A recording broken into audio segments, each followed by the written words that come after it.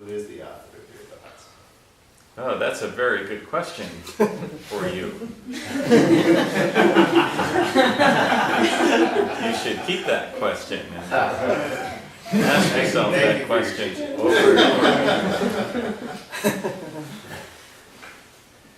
But it is true that you're not the author of your thoughts. You're not responsible either for the content of your mind.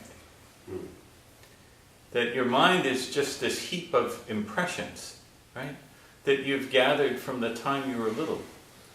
And everybody had something to put into it. So your parents put a little something into it, your teachers put a little something into it, the kids you grew up with put a little something into it. Maybe something tragic happened to you, that got put into it.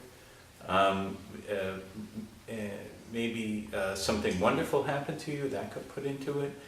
Maybe your parents had a really hard time growing up with each other, or with earning a living, or something. All of that ended up with impressions in your mind. And that's what you end up with, is this mind full of impressions from your life. And the thinking just sort of continues.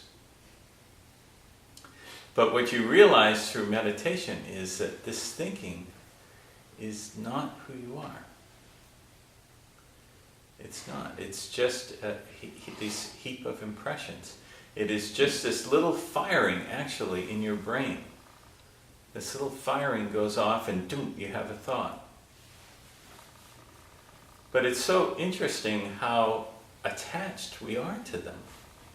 And we develop a series of thoughts that we put together, and maybe it's a doctrine, or maybe it's a philosophy, or maybe it's certain principles.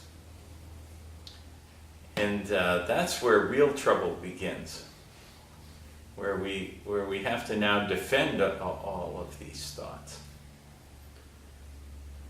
So the good thing about meditation is it allows you to see it for what it is. And it can be described as boring. It can be described as really insignificant. So, for example, how many thoughts have you had today? I'm just wondering if you've only had 10, but how many thoughts? A few million. That's a lot, right? Yeah.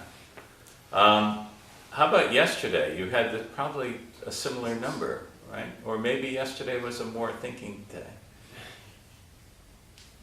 We don't even remember them. There are so many thoughts that enter into our heads, and we put value on this. We are prideful about this.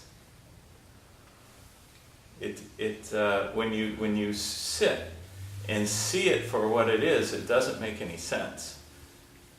It is really something that you have to have a relationship with, and I suggest to you the proper relationship is one of some distance, because there is a being that is in there that can observe the thoughts.